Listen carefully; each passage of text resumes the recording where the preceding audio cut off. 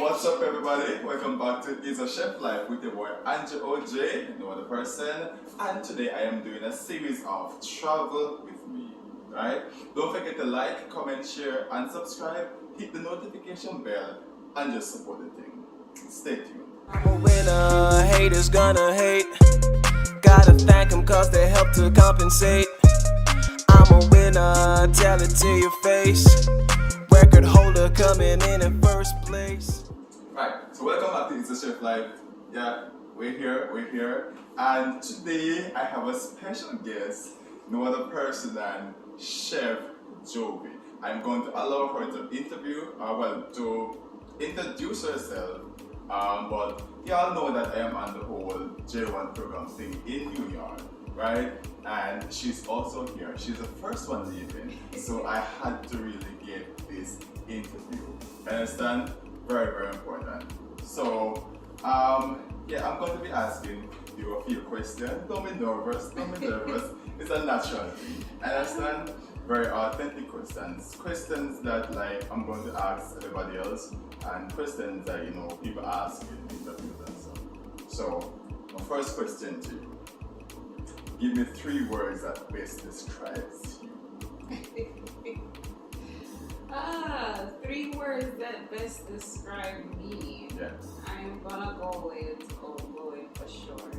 Yeah. I am kind-hearted and determined. I'm gonna go with those 3. Right. Yeah, because it fits my personality quite well, as you know. Yeah, we've seen. So I'll tell you guys if she's lying. Okay? Because we have seen, personally, I've seen all these things, right? Because we've been working together for 9, 10 months, 11 months somewhere there? Yeah. Yeah. So, second question, what motivated you to choose your field of study? So while growing up, I always loved watching and helping my mom to cook. So, it's a traditional home where my mom would stay home and she would cook, and we would prepare Sunday dinner before going to church, and all these little things used to excite me. So she always included me, and I was always there to always give a helping hand. Now, when I decided I was an athlete first, right? And when that ended, because of the school I decided to go, because they didn't have a good sports program, I had to choose another career. Now, the medical field was definitely not for me, because I get freaked out by the sound of people bleeding. So I had to eliminate that. That was my second option after running.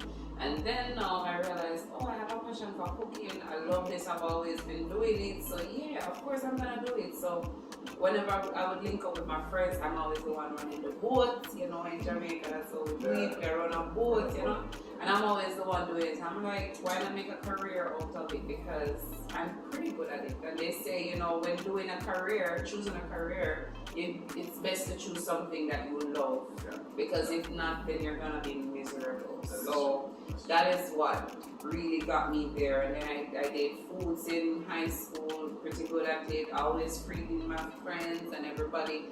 So I said, all right, let's continue. Went on to Money College, did hospitality, did the same food thing. Then I went to the University of Technology, Jamaica. That's where I got my bachelor's in food service management, studying culinary arts. So basically, that's where it all came from. And it sounds like you've been in the industry for a while. A while. Yeah. I have been in there. I like it. Yeah. Next question. What motivated you to try this current work and travel program? But it's the job constraint in Jamaica. That was the first thing. But second, I would say it's a second but first at the same time, but my son. Having my son was what pushed me even more, because I'm the type of person who believes that you must, if you have a child, there is no limit, no sacrifice that is too great enough for you to do for them. And at the time when I had my son, COVID just started. So I have been out of work for 2 years, and I'm like, now that COVID has slowed down, Jamaica is a country that highly depends on tourism, and everything was, backlogged, and nowhere was really hiring. So then came this program, and I was like, it's either stay at home and suffer, and allow my son to suffer too, or make the sacrifice and come here, which is a great sacrifice because he's so young. Yeah. So basically that was it, that was definitely it. Alright. I think it will be like similar situations for most of us, where maybe not, but other persons had to leave their child or children to come here. But yeah, that is really a big sacrifice. Just stay from the kid for like A year. Trust Oh my me. God, I cannot even. I can't imagine. wait. Believe Right? me. You must be excited. I am very Oh my God. excited. Trust me. I get it. I wish it was the next hour, but and I'm gonna rush it. Just 2 more days. Yeah. Fine. I've been waiting a whole year, so Yeah. 2 more days is like, Yeah, I get it. Alright. Next question. How has your experience been so far, and what are some of the changes you have seen in your professional growth? Well, for one, this is my first time actually doing fine dining. So that is definitely a whole new thing for me. I have worked, in order to be a great chef, you have to be able to work in all the different sectors of the food industry. Right. So you have to do fast food, you have to do casual, you have to do fine dining, and that will all round equip you. I have done all the others before, and this is my first time doing fine dining. So it has been a great year for me because it has involved me in ways, using tweezers and all these things. Yeah, Because I never used to use tweezers before, but See now these things on movies and you're shows sitting on movies and this now like a fancy exactly. So I have seen a lot of growth in myself because now I know new techniques. I have gotten the chance to explore different things, mix things together. The whole, when I got here, before they opened the downstairs and they were gonna do the different menus, I had the opportunity of helping with the menu items that were going there. So that was a good deal for me, putting me on the spot, allowing me to do research, and then we did trials and error. The same for the naan bread.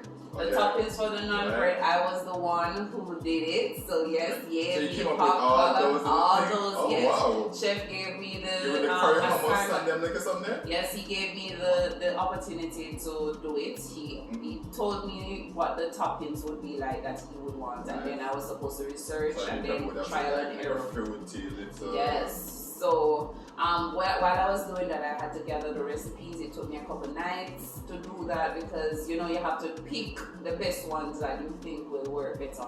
But then after that, I had to be doing testings with Chef Jim, Chef Audrey, Chef Steve, everybody, and Patrice, because they have to evaluate it first before it has to go there. So then we did that, and then the Smiley family. The first, when we were about to open it, I was there as well because they had to approve it as well. So all the way up here. Yes. Remy, you can't of course, the feel good because he put me on the spot. I did it. Yeah. I did 3 trials before they actually said this was the standardized recipe that we're going to stick with. This was the right flavor and fit for it. And then it was a great, execution, and I felt good about that because I have contributed to the Mohawk's menu.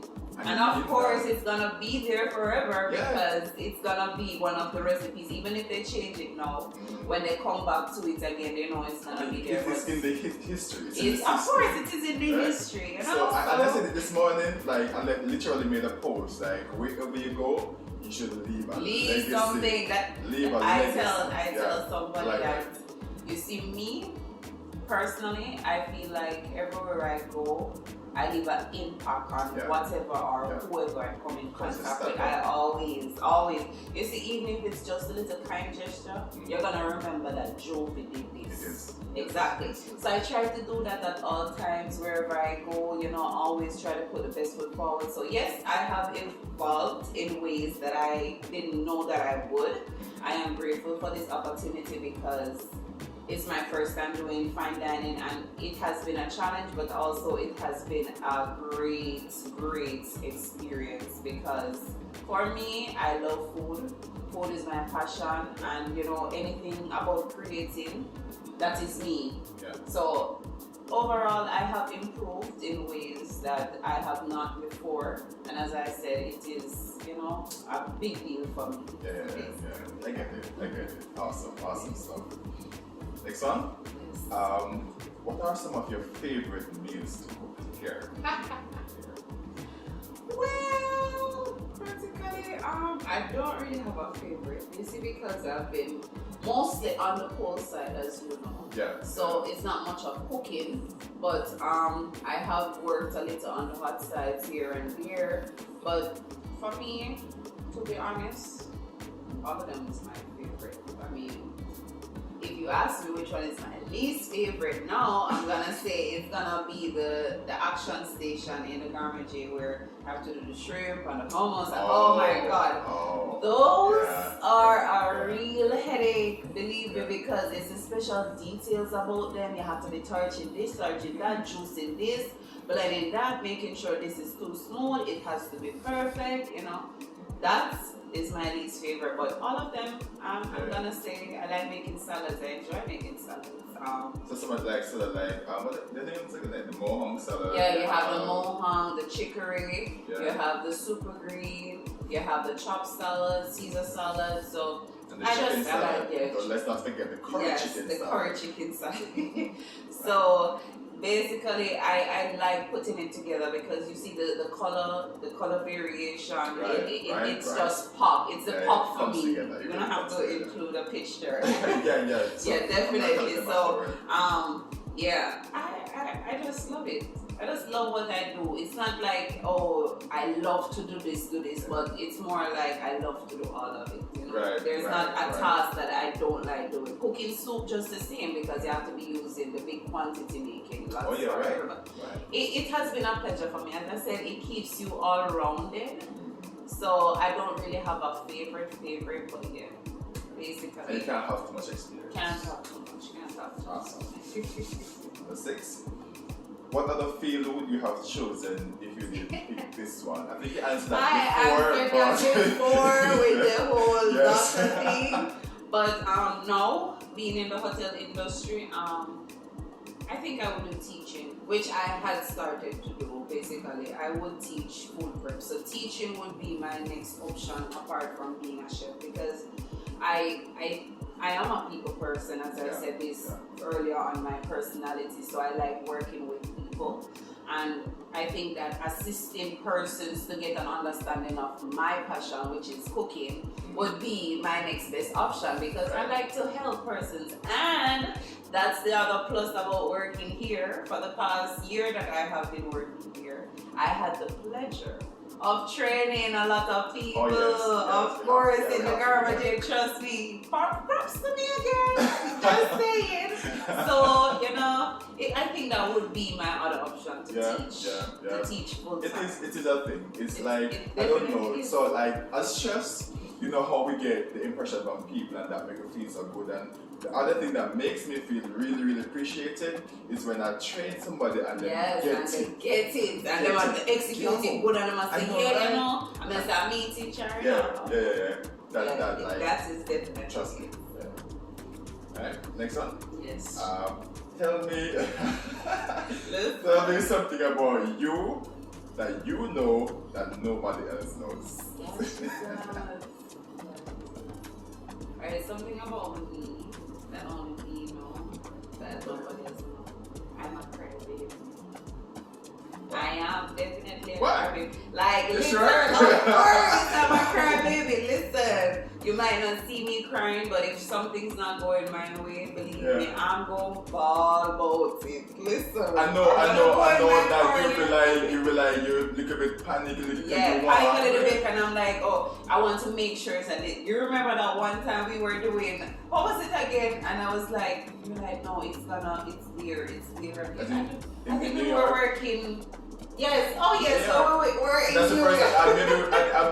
I witnessed it before, but I know I witnessed the New York one. You were legit walking. I was like, and you're like, you oh sure God, this is where we're supposed to go? Okay, Let us check. Yeah. I'll freak out. But like, if things are not going my way, I'm gonna take a minute to cry. You might not see me crying, but we're going to a little corner and I say, alright, put yourself together. Let's get this. I would never. That's the thing. The other day, Jeannie said to me, you're one of the only persons here I've never seen upset, I've never seen sad or anything. And I'm like, what? If you know the amount of time I am so upset or I am sad, you would be so surprised. Like for this entire year, if you knew. But I try to keep it professional at all times. And I try to put my best foot out there. I don't let anybody, like those persons who know me like that, they will see it, but I try to put the best out there at all times. But yeah, definitely, I am a crybaby. Alright. I get it. I mean, like I said, you would never look and tell, really. But yeah. Alright. What is your biggest takeaway from this program? Biggest takeaway. Of course! Money is definitely it, of course. But my biggest takeaway is, with diversity comes change. Yes. We are working with a lot of different people. And you're accustomed to working with your own. But when you have the ability or you are exposed to working with diverse personalities, people from different countries, and all these things, it makes you wonder, like, is this for real? Or, it surprises you. But at the same time, it shapes you, it molds you, it builds you, it builds your character and allow you to see if you're able to work with just about any situation or any person or personality that you come in contact with. So that working with diversity, and that with diversity comes change. That is what I take away the most from here, because as you know, we are working with different, it's the language barrier, it's the, all these little things, so like patience. Trust me, patience is key. Listen, patience is key. And all of this would allow you to become a bit more culturally diverse and culturally aware. Yes. It's a big deal. Yes. So that is what I take away. With diversity comes change. Awesome. Yeah. Awesome. Definitely. Right.